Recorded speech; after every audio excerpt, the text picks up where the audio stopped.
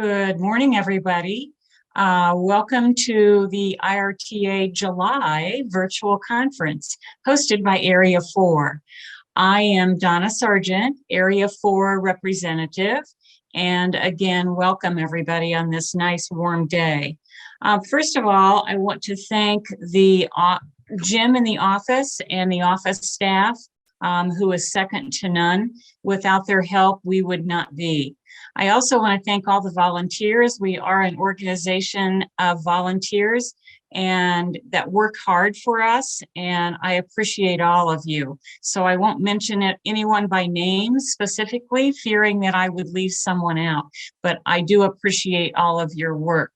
I also want to thank all of the presenters today, and hopefully you will learn some things that you didn't know or just be reminded of those things. So without further ado, I think we will go ahead and start the conference today.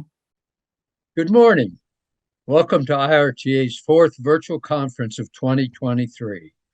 Instead of 6 area conferences in June, we schedule virtual updates spread out over several months, hosted by your area representatives. All members worldwide are welcome to attend all sessions. Today, I report to you the state of our association is sound. Membership continues to rise. As of June 27th, our membership was 40,405. Financially, our association remains sound. However, since it has been 10 years since the last dues adjustment and 16 years since the life dues were last adjusted, our treasurer, Don Ostrom, and the Finance Committee are recommending that dues be adjusted beginning January 1st, 2024. The Membership Committee has reviewed the proposal and supports it. With increases in technology, office staff, and staff salaries, this is necessary to ensure the future stability of IRTA. This is really an investment in the future to protect our pensions and health insurance benefits. As I have mentioned frequently at local meetings, if an organization is worth joining, it is worth supporting financially. You will find the proposed dues in the next issue of the IRTA Action. We are excited to announce that a new mobile and tablet app for the association, powered by Guidebook, is now available. With this resource, you have access to the most up-to-date information as well as networking tools on your phone and tablets. To download the app to your device, scan the QR code you see here beside me, or click the link in the Zoom chat or in the video description. The app will be the new central hub for information and reminders. I highly recommend using it. Planning is underway for the biennial convention this October in Springfield, which I encourage all of you to attend. At this meeting, we will elect new leaders and vote on changes to our Constitution. Like most associations, IRTA cannot carry out its mission and functions without volunteers to lead our boards and committees. Later in the meeting, you will hear from the Nominations Committee and the importance of you getting involved in leadership. Finding new leaders is only half the battle. In looking to the future and making sure our association remains relevant, we have been reviewing the consultants' recommendations from the organizational review, the strategic plan developed by the executive committee, the things we learned from what happened during the pandemic, and the fact that our Constitution was written in the 1950s, almost 7 decades ago. With these things in mind, I appointed a Constitution Committee to propose constitutional changes that would remove roadblocks to efficient operations and continued success. I asked the members to begin the process with an open mind. I will tell you that they surprised me coming up with proposed changes that I had not thought of, but they had good reasons for their proposals. In one of today's sessions, Vice President and Constitution Committee Chair Roger Hampton will be discussing these proposed changes and their rationales. At the end of the program, there will be a question and answer session to help you understand why these changes are vital for the organization moving forward. As you know, our Executive Director, Jim Bachman, will be retiring at the end of the year. Jim has done an excellent job bringing our association to a place of prominence he will be hard to replace. Last year, I established an Executive Director search committee to lead the search for his replacement. The committee continues to meet regularly and has engaged a professional association consultant to assist in finding and reviewing candidates. After a vetting of potential candidates, the executive committee will make the final decision of which candidate will be hired. We received 24 quality applications that the committee, with the help of the consultant, has paired to 18. They will eventually get down to 3 or 4 candidates who will be interviewed by the executive committee, who will then make the final decision. For the foundation, the charitable arm of the association, I am pleased to report a strong financial position and another successful year of carrying out its mission. The foundation executes 3 benevolent programs: member assistance, scholarships, excellence in education grants to current teachers. Currently, the foundation is assisting 9 retirees for a monthly total of $4,125. Scholarships for this year have been awarded.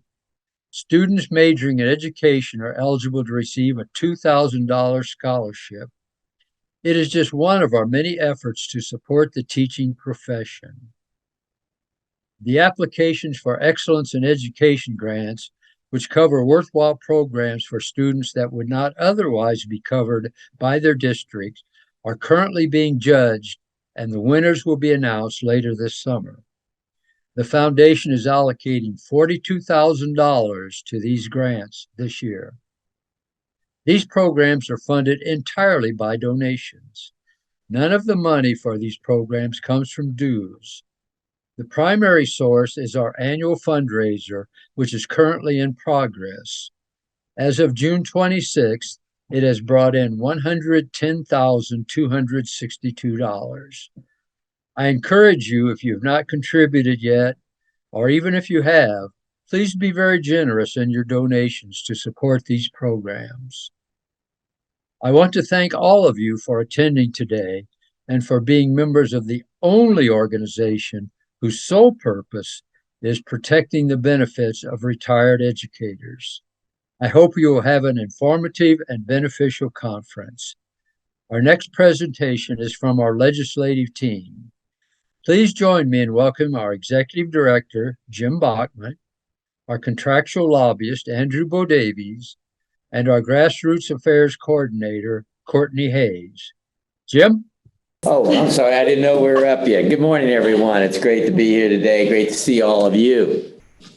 This morning, I'm just going to go briefly to remind everybody of a couple things. One, that we did settle our lawsuit with the state as far as the funding for the trip.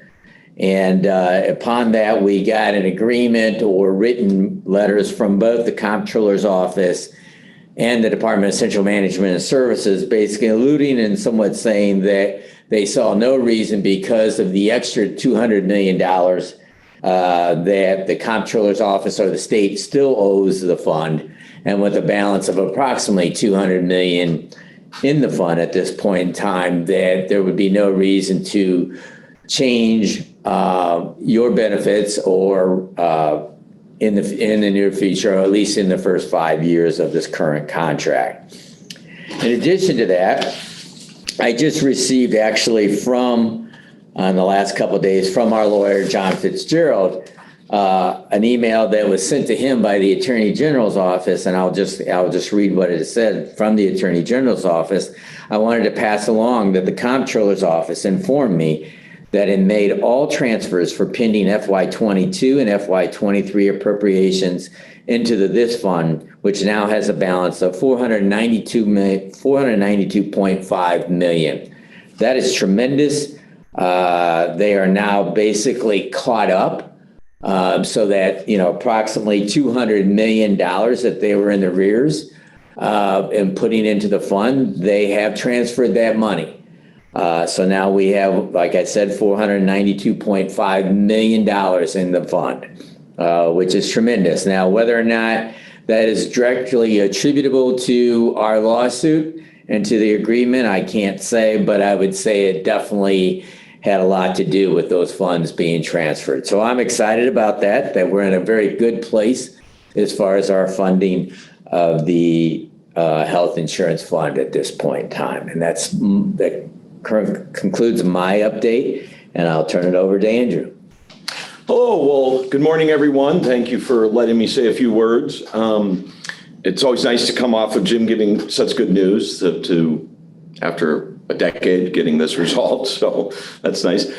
It was a reasonably quiet year generally in the legislature this year. What we saw is it was the first year that the General Assembly was really back in sort of a, for lack of a better word, a normal mode or a pre-COVID mode. They were conducting their business in Springfield in person, generally speaking. Having said that, there were two of the largest classes of newly elected legislators came in on the two cycles that were impacted by COVID. So you had about half of the House of Representatives and close to half of the senators literally not having spent any time in the building, not knowing, what the Thursday special in the Stratton cafeteria was, and sort of having to learn everything from zero.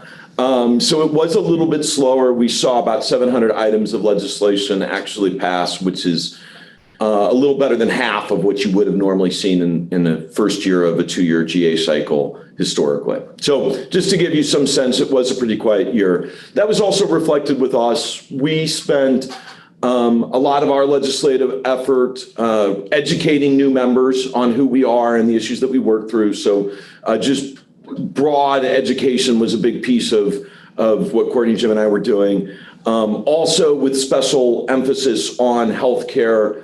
As you all know, we've gone through many healthcare issues over the last few years, both on the funding side and then some of the disruption of this most recent switch from United to Aetna and the removal of the HMO contracts. So we've been working with legislators to push legislation that would give everybody more notice when changes are going to happen. We understand that whenever you're contracting for services, changes are sometimes inevitable, but we've been working to make sure that the retirees are able to be given that information so that they can make educated choices in the time frame that they need to. We weren't ultimately able to pass that legislation, again, in part because of the slower cycle, and also in part because after 15 years, they finally did work addressing community college program, which is similar to our Trip Trail program, but covers the community college folks. They were at a 500-day pay cycle, functionally insolvent. So a lot of the air got sucked out of the room because CMS and the governor's office and the legislature were working on getting that back on its feet, which they were able to do, which is good for the retired community college folks. Other than that, it was generally good news. This was yet another year where the current governor fought for additional funding to TRS, and TRS received that additional funding. So for so many years, obviously, we've been fighting just for the minimum statutory amount. And this governor has now 3 times given additional money. So it's not huge from a dollar sign. It's not going to all of a sudden make TRS 100% funded, but it's very much indicative that the current governor and the current General Assembly are prioritizing funding and do want to get to that healthy funding space. So that was positive. Also, they did fully fund the required funding amount on the health insurance little bit lower than we would have liked. The statutory formula produced something that was a little lower than we liked, but they did fully fund their requirement and then coupled that with the transfer of the additional money. So from a funding perspective, that's all positive news. You can be the first group that hears this. We just found out yesterday the House is scheduling a series of subject matter hearings coming up, and they're going to be happening about every 3 to 4 weeks. And we will be participating and attending those. The subject matter of that is going to be Tier 2, as well as discussions about recruitment and retention and funding on the pension systems going forward. I will say we participated in many of these types of things over the years, and they often come to nothing, but it's still better to have people talking about the issues that are important to us than ignoring them. So even if we don't get there in the next 3 months, it is positive conversation supportive of this agency's or this organization's goals. So like I said, no real bad news, no huge great news, but solid legislative session all around. Thank you, Andrew. Courtney? Hey, everybody. It's good to be here. I don't really have much. I just wanted to take a minute to talk about the 2023 convention happening in October. This year, we are conducting a silent auction, so we will definitely need local unit participation as well as individual participation. That's the only way we can make this a success. Donations such as tickets to sporting events, collectibles, the possibilities are endless. But if you have an idea and you would like to contribute to that silent auction, all of the proceeds will go directly to our political action committee. If you have any ideas, please reach out to me. I would love to hear it. Other than that, that's pretty much all I have. Thank you. Seeing that I don't see anything in the chat box or any questions, I appreciate everybody's attendance today, and I will turn it over to Sharon Teefee, the chairperson of the PAC committee. Thank you. Good morning. I want to take a moment to share a report on our committee's activities and present our exciting year-long marketing plan. Our aim is simple, but powerful, to make a lasting impact on retirement policies and the benefits of retired teachers through community engagement, advocacy, and fundraising efforts. Let's begin by toasting to our recent accomplishments.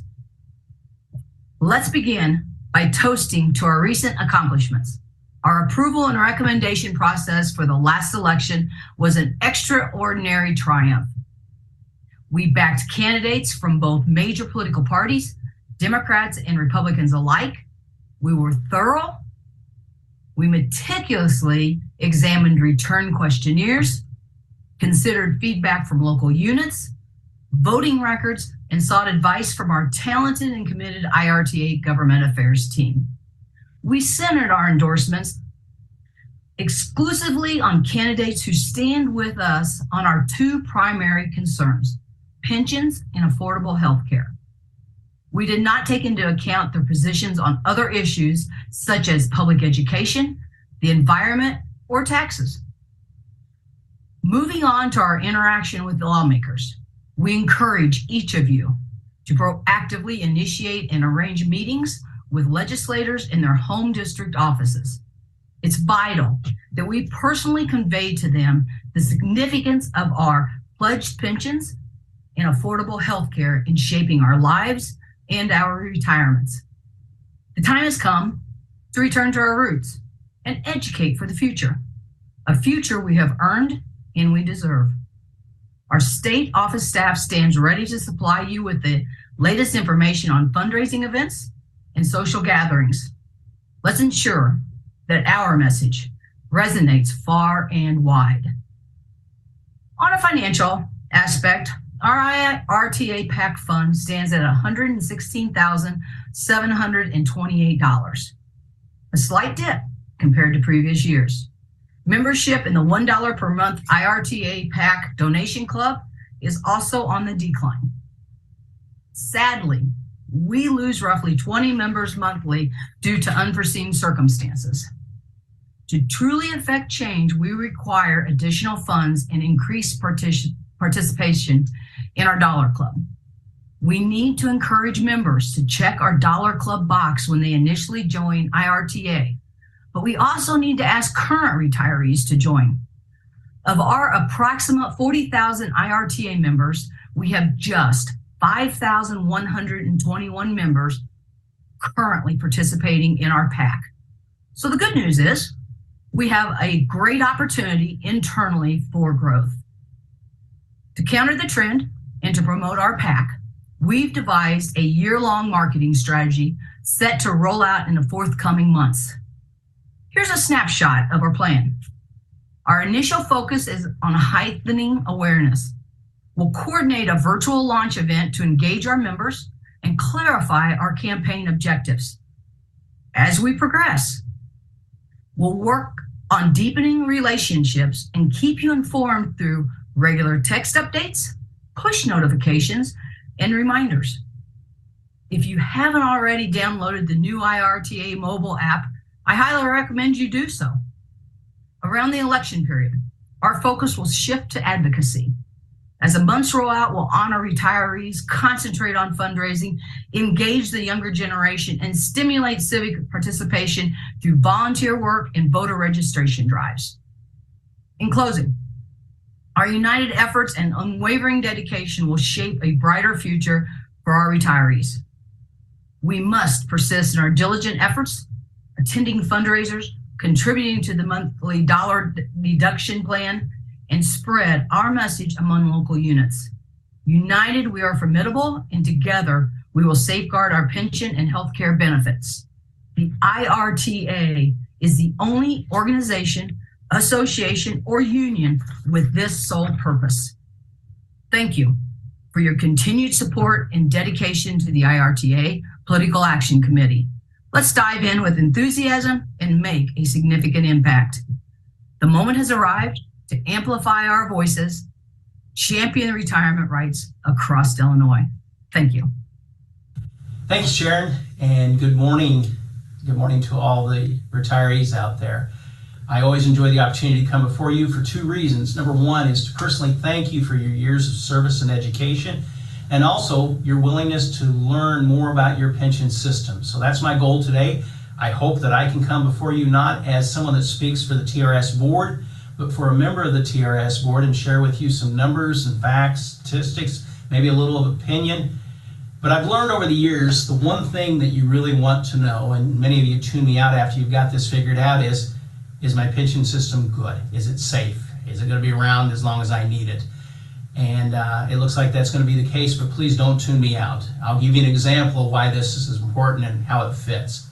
It's kind of like your annual checkup when you go to the doctor and you're feeling well. And once I learn I'm going to live a year longer, I kind of tune out what the doctor's asking me, like those pesky, nosy questions like, well, you've gained a little weight since you were here last. And I've got my responses, well, you know, I got a new iPhone here, and it's probably the weight of the phone that did that. It's an iPhone 8, and they're pretty heavy. So, and then he looks at his chart a little bit longer, and he said, well, your blood pressure's up a little bit. I paused for a moment and said, well, I planted a garden, so that's got to help. And your cholesterol is a little bit on the high side. But I tell you about my garden I planted. I'm going to work on that. And then he does the ultimate nosy question. He says, now your alcohol use. And I study this, and I go, you know, maybe occasionally a glass of red wine with dinner. And he smiles and knows that he's probably got another year to see me, and I'll come back. Well, I'm going to share some information with you, and it's going to be a lot of statistics and data, but I think you will be able to make the interpretation that your system is sustainable. And that's what I hope I can convey. But here for the numbers. At the end of December of 2022, TRS investment totals was over $63 billion. And between 2020 and 2022, TRS assets increased by $9.1 billion, or 16.8%. I want to pause for a moment. I think you realize that time frame, that was during the pandemic. And many of our systems saw some declines, systems meaning pension systems, and I'll get a little deeper into that. But a phrase I wanted to share with you, I heard a consultant once refer to our investing strategies at TRS as an all-weather, all-season program. And that kind of made me smile, thinking of my grandfather that used to put on snow tires on the car. We have all-weather tires, and your system, thanks to the staff and the board at TRS, has tried to create an investing portfolio that will be all seasons and can manage those good times and bad times. Now let's get back to a few numbers, and I think that'll flesh out. The portfolio at the end of December 2022, was $63.3 billion. Let's go back to 2019. It was just at $54.5 billion. During a very challenging year for the economy in the United States and around the world, TRS investments returns were minus 1.2% net of fees in the fiscal year of 2022. Kind of sounds like what my doctor's asking me questions about. You know, it's not what we want to hear. As a matter of fact, it's been 14 years since TRS has had a negative return for the year. But here's a bit of information that might help that a bit. TRS did better than most other public pension systems that had an average return of minus 9.3%. TRS protected its members' retirement fund. It's an all-season fund that is designed to go through the bad times, and it has to be because our investments, number one, should be positive. Number two, they should be at low risk. And the point that you should take away, number three, is that it has to have a degree of liquidity for the simple fact that every month you get a paycheck. Your pension check comes through. And that's not a secret to anybody, and that's something that TRS looks towards and plans for and manages for. The past numbers are great, really good, but did you know that we as a board have set up our goal to make 7% returns? And here's how we've done. In the last 40 years, TRS has earned over 9.3% on your investments. Here's something else that's probably important, and you see this a lot, is in the media, and I see it as a trustee as well, is the funding level. A lot of folks will say that TRS is only funded at this level. In 2017, we were at 40.2%. We ended 2022 at 43.8% funding.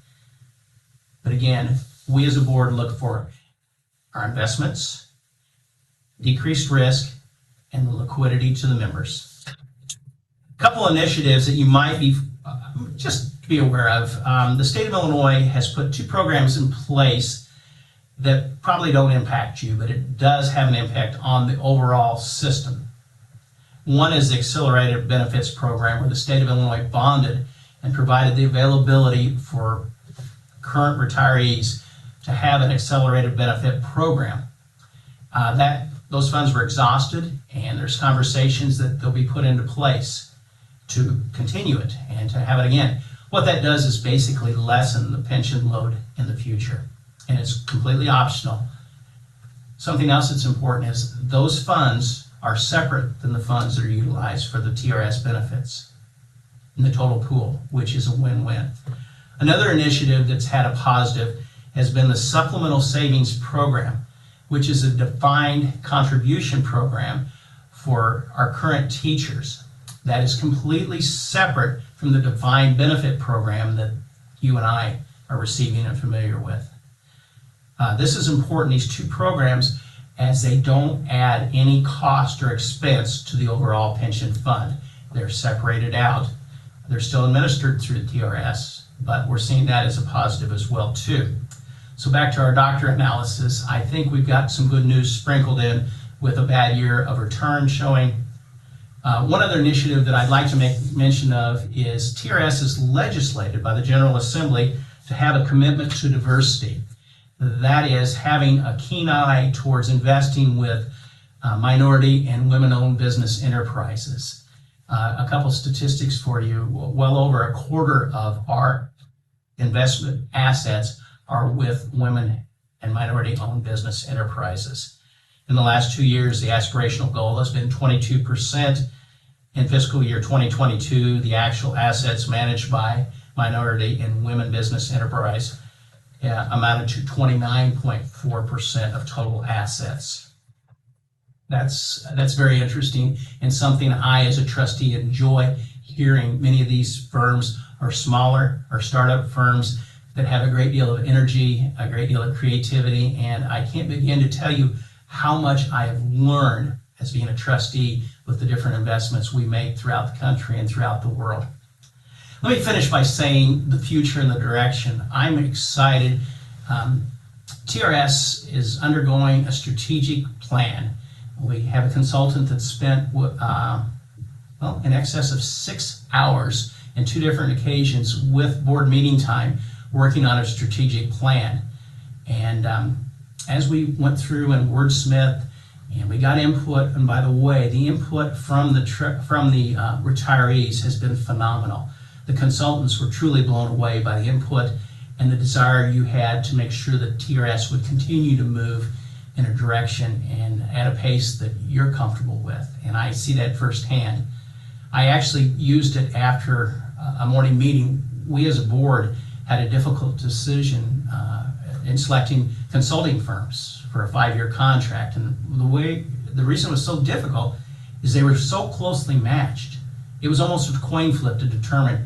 And I asked the question out loud. I said, which firm is going to help us meet our strategic objectives the most? And we went with Firm A, the firm that we felt as a board collectively then after that conversation that will help us move in that direction. In addition to that, it's going to help boards with the trustees with board education. It's going to help with succession planning through the TRS staff, and it's going to help us set the vision. So given all that, I think our checkup has been pretty positive.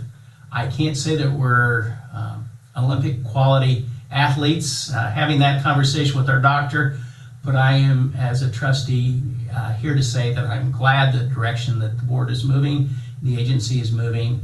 I want to again thank you for your participation and your interest in this pension system.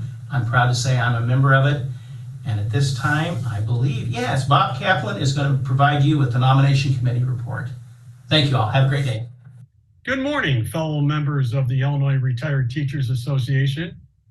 I am here as the chair of the nominations committee to review and update you on the work of our committee at our last meeting, in which we looked over the elected leadership positions for 24-25 and another pressing concern facing our organization, the decline in volunteerism. Nominated to the office of president for the next term is current membership chair, Mike Schmidt. The nominee for the vice presidency is Rainey Kaplan. Our incumbent treasurer, Donnie Ostrom, is also nominated. Levon Cheney is the nominee for secretary. Right now, I'd like to play a short video for the 4 officers that will be considered. Hi, I'm Mike Schmidt and a candidate for the presidency of the IRTA. Now, currently, and for almost the last 8 years, I have served as chair of the State Membership Committee. Prior to that, I was appointed to the Constitution Committee. Prior to that, in the Black Hawk unit, I served as membership chair, vice president, and president. And prior to that, I retired from United Township High School in East Moline in 2005. As soon as I retired, I joined the IRTA. Well, I really didn't have any choice. My mother was already a member. My wife was already a member. So to maintain family harmony, I joined, and I'm glad that I did, because as soon as I became a member of the IRTA, I realized just how vitally important the organization is for us retirees. Why, just since I retired in 2005, the association has gained so much clout around the state because we have increased our membership by thousands and thousands and thousands well, you get the idea. More importantly, on more than one occasion, the association has successfully gone to court or successfully threatened to go to court to protect the benefits promised to us by the state of Illinois. So, if I am elected president, I will do everything I can to increase our membership, to continue to protect our pensions and our state subsidized health insurance, and continue to make the IRTA one of the most important and successful retired educators organizations in the United States. So I look forward to seeing you this October at the state convention in Springfield. Good morning, IRTA. My name is Rainey Kaplan. I am a member of Unit 90 Northwest Suburban. I spent the majority of my teaching career at Westmont High School. I am a former Spanish teacher, athletic director, cross-country and track coach. I have been very fortunate to serve on the TRS Board of Trustees, as well as the State Licensure Board. For 30 years, I served on my local union's executive board. I spent most of that time as president and chief negotiator. I was also elected to the National Board of Directors, the State Executive Committee, the PAC Executive Committee. I have lobbied in both Springfield and Washington, D.C. on behalf of educators and retirees in Illinois. The real joy in my life is spending time with my husband, Bob, and our 6 grandchildren.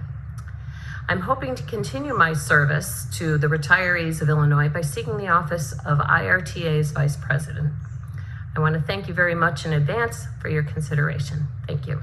My name is Donnie Ostrom. It has been my pleasure to serve as the IRTA Treasurer for the past 4 years. I am again seeking that office and am asking for your vote. It is the Treasurer's job to oversee the income and expenditures of the Illinois Retired Teachers Association and to make sure they are spent according to the Constitution and the standing rules. The Treasurer also chairs the Finance Committee and provides the membership of the Illinois Retired Teachers Association with a full view of the IRT's expenditures and operations. Thank you. Hello, my name is LaVon Cheney, and I'm presently running for Secretary for the Illinois Retired Teachers Association. I have been active in the Shelby County Retired Teachers in Area 5 since I retired. I have been active at the IRTA level, serving on the Legislative Committee 2 terms, the Information Services Committee for 2 terms, and I'm just finishing my 2nd term as Regional 13 Director. I would appreciate your vote. Plus, I'm looking forward to seeing you at convention in October. There are also 3 representative seats being sought by Area 2 incumbent Wendy Wiegers, and also the seat for the Area 4 is Dolores Turner, and Mary May has been nominated for Area 6.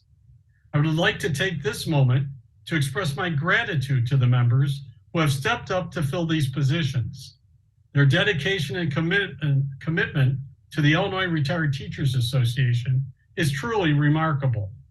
I'm proud to announce that for the first time in many years, 3 of our 4 officers are brand new and have never served in officer positions.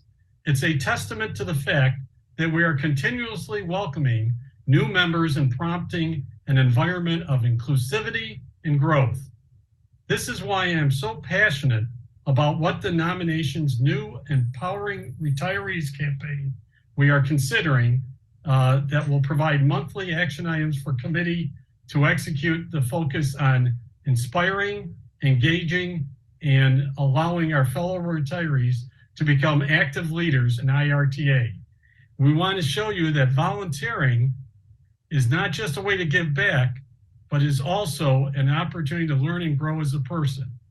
As we develop our Empowering Retirees program, we are committed to making sure that it is inclusive of all individuals, regardless of gender, age, race, or any other factor. We understand that diversity is essential for representing all our Illinois retirees. To that end, we are actively working to recruit and train individuals from diverse backgrounds to become leaders within IRTA.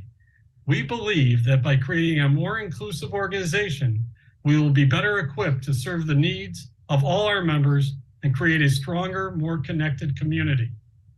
We understand that the thought of taking on volunteer leadership role can be daunting. You may be asking yourself, do I have the skills? Do I have the time? will I be able to make a difference? These are all valid concerns, but we want you to know that we have the training, resources, and support you will need to succeed. We will work with you every step of the way, and let me tell you that we feel that you will be confident and prepared for your role. And the sense of pride and accomplishment that comes with being a leader within IRTA is truly indescribable. During our June meeting, the committee authorized the sending out of a survey to our membership. The committee wishes to thank Nathan Mihalich, as well as the Springfield office staff, for their support of the nominations committee for their abilities to develop this instrument that will give us input on the next step of our going forward to increasing the potential of new leaders for our organization and increasing the potential for growth at both the unit and state level in the future. We are looking closely at the survey results and responses and will use them to shape those who wish to take advantage of the training and resources that IRTA will offer to new volunteers. A big thank you from our members who took the time and effort to respond to our survey. The committee is looking forward to meeting with all volunteers as we enter the upcoming months. I'd also like to take this opportunity to thank our committee as we move forward again from Area 1, Jackie Sapenza, Region 2 or Area 2, Bob Lyons, Ray Kaufman from Area 3, Dolores Turner from Area 4, Jane McCown from Area 5, and Pat King from Area 6. I would also like to thank Roger Hampton, who chaired the committee before stepping up to vice president late last year. I urge you all to consider the many benefits that volunteering can provide. Not only will you be making a positive impact on the lives of others, but you will also be gaining valuable experience and skills that can help you in all areas of your life. Whether you have a background in education or not, there is a place for you within our organization. In closing, I want to encourage all of you to take that first step and get involved in IRTA. We need your leadership, and you have the potential to make a real difference in the lives of others. Let us work together to build a stronger, more vibrant, and more successful organization for the benefit of all retired educators. A link to a general volunteer form is in the chat and in the video description. Simply fill out that form, and I will be sure to get in touch with you. Thank you very much.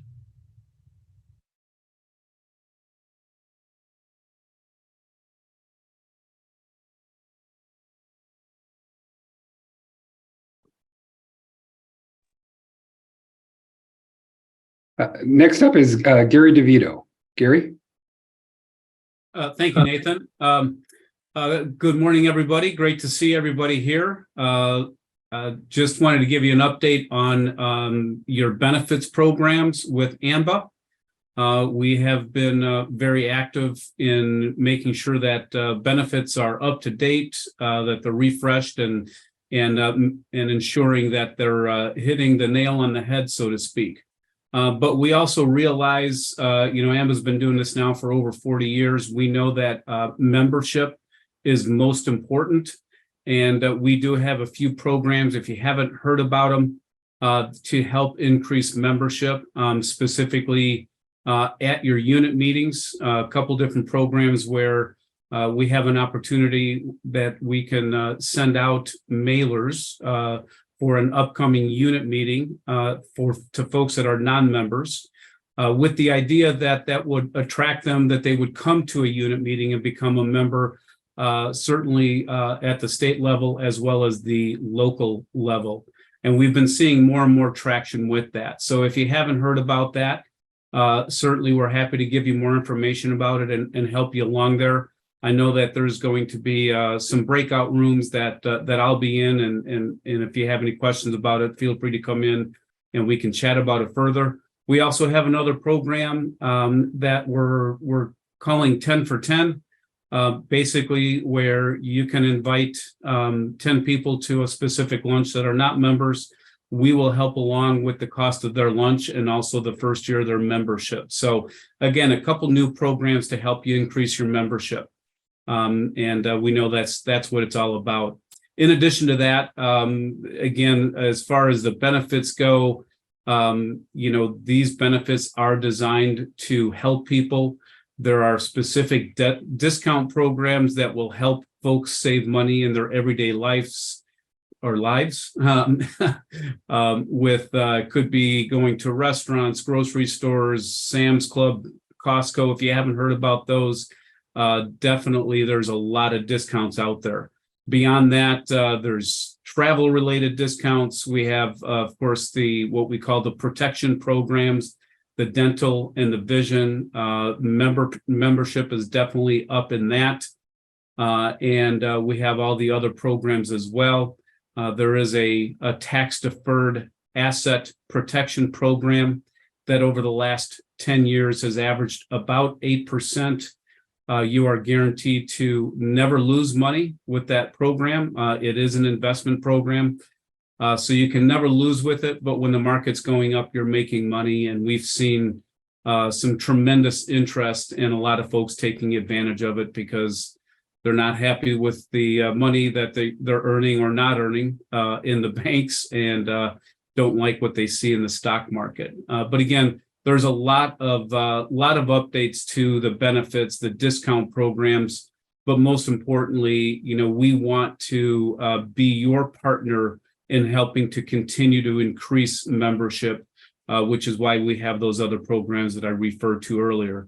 And we're open to ideas and suggestions on other ways to do that. So anything that you have in mind that you think might be helpful, definitely pass those along to us. And again, I'll be in the breakout room and we can chat about it there or any other way that you're most comfortable with. With that, again, if there's any questions, I'm happy to answer those. I will be in that breakout room. But beyond that, I want to hand over the reins to the Vice President of the Constitution Committee, Roger Hampton, for an update. Roger, are you there? Last year, the Constitution Committee began reviewing the current Constitution of the Association to assess its viability in navigating unknown changes in the next decade. We based our proposals for fundamental and proactive changes on the IRTA Strategic Plan for 2022-24, which was developed and approved by the IRTA Executive Committee. I encourage you to read the Constitution Committee report in the spring 2023 issue of the IRTA Action to gain an overview of the strategic plan and the positive impact the proposed amendments would have on IRTA's future. Next, the committee sought an overall analysis of various associations to acquire a perspective of past and current practices of organizations that are thriving and those that are struggling.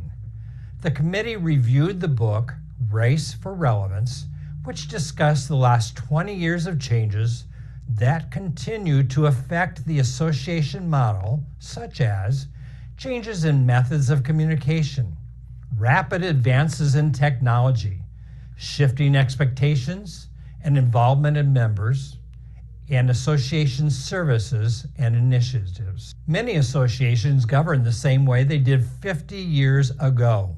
However, I am proud to proclaim that IRTA deserves accolades for its performance through the decades.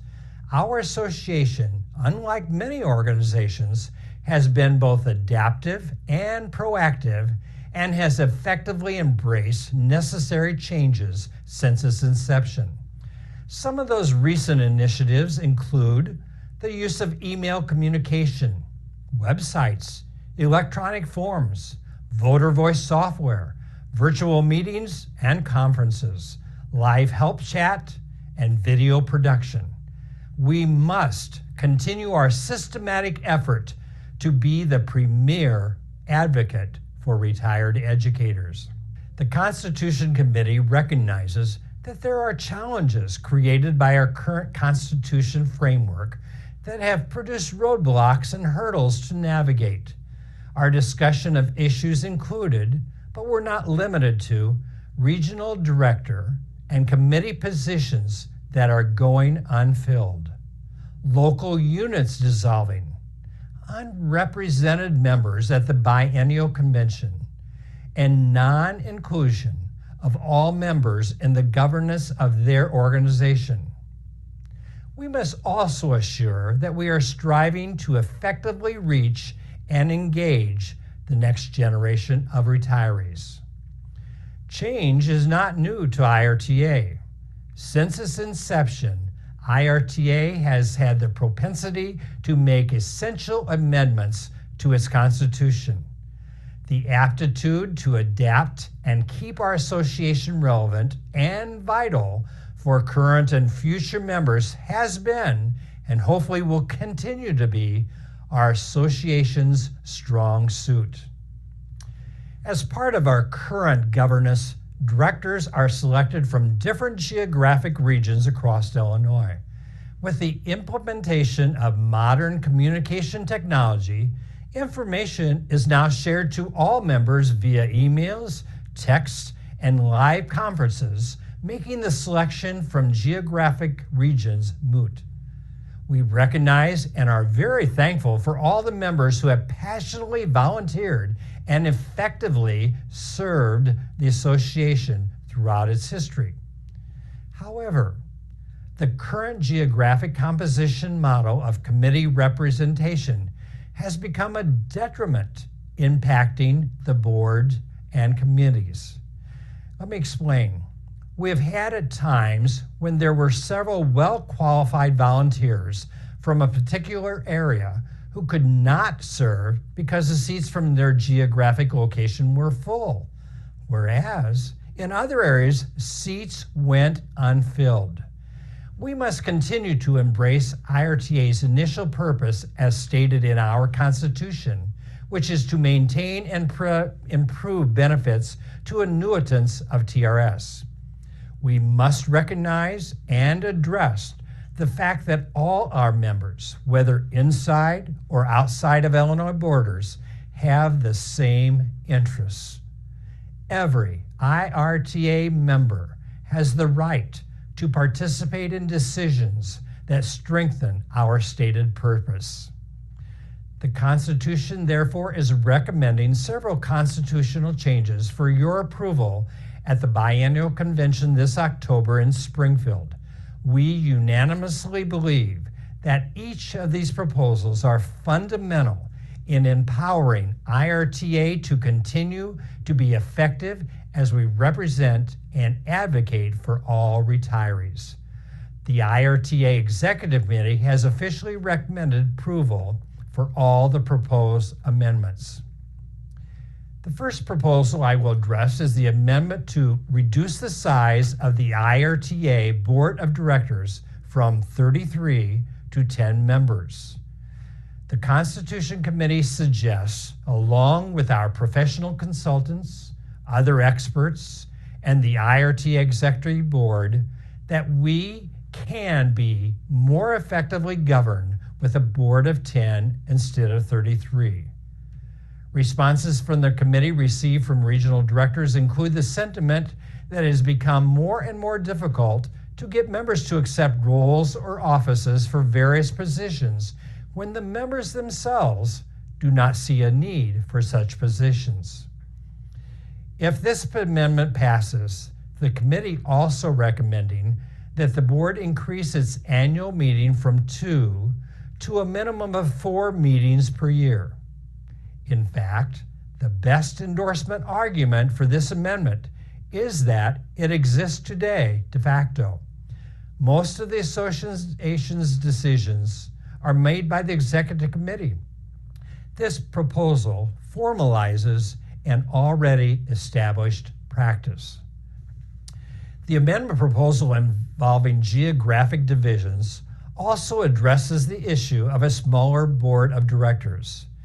If the amendment passes, The geographic division amendment will divide the association solely into areas. The term region will be removed. Again, some current and past regional directors have stated, "It was my experience that the information I presented was already known to the local unit officers and their attending members." Others have stated that regional representation is no longer necessary for the conduit of communication due to the use of technology, which has made communication with units easier and in a timely manner. The proposed amendment regarding committees has several components. First, the amendment will change the name of the Nominations Committee to Leadership Development Committee, which is more descriptive of this committee's purpose. Next, the membership, legislative, and member benefits committees will be inclusive of any member in good standing who desires to serve. Real-time video conferencing allows us now to get input from any association member worldwide who wants to be involved with those committees. Being more inclusive will help address past and current issues regarding unfilled committee seats and meeting participation. The inclusive virtual voting proposed amendment is put forth in 3 separate proposals. First, all active IRTA members would have the opportunity to vote prior to the biennial convention to elect officers. Second, members from each area would have the opportunity to vote to elect their area representative. Third proposed amendment, all active IRTA members would have the opportunity to vote prior to the biennial convention to amend the Constitution. These amendments expand inclusivity, fulfilling the committee's desire that all members should have the right to vote on all issues regarding their association of which they are members in good standing. Paper ballots shall be offered to any member who cannot vote electronically. The proposed amendment to remove language regarding the process of proposing a dues increase would be moved from the IRTA Constitution and added to the IRTA standing rules. The standing rules are where the operating principles for the organization are most appropriate. The exact language for each proposed amendment and the rationale for each can be found in the members area of the IRTA website and will be published in the convention issue of the IRTA Action. Also, a link to this information is included in the registration for each conference and available to those attending area conferences in the Zoom chat feature. These amendment proposals were the work of devoted and dynamic Constitution Committee members, consisting of a representative for each area of the state: Gail Hobb, Norbert Walter, Keith Bailey, Donna Sargent, Ann Chandler, Fred Bloss, and myself. I continue to be inspired by their hard work and dedication. IRTA's purpose and mission have never been and should never be changed from its original concept. These proposed changes only provide a more efficient and practical mechanism that enables adaptation to changing times. As Benjamin Franklin once said, "When you're finished changing, you're finished." Thank you for consideration of these important and necessary proposals. Thank you, Roger. Today's been very informative. I hope that everyone has enjoyed the day. The social lounges, AMBA, and the Constitution Committee will all be in breakout rooms. Please visit the Constitution Committee or the Constitution Committee breakout room if you have any further questions about the amendments. Several of the Constitution Committee are in attendance today with us. So please visit if you have any questions. Again, thank you to all the presenters. Thank you to the office and the office staff, especially Nathan. I appreciate all of you. So I am going to the Constitution breakout room. So see you there. Thank you.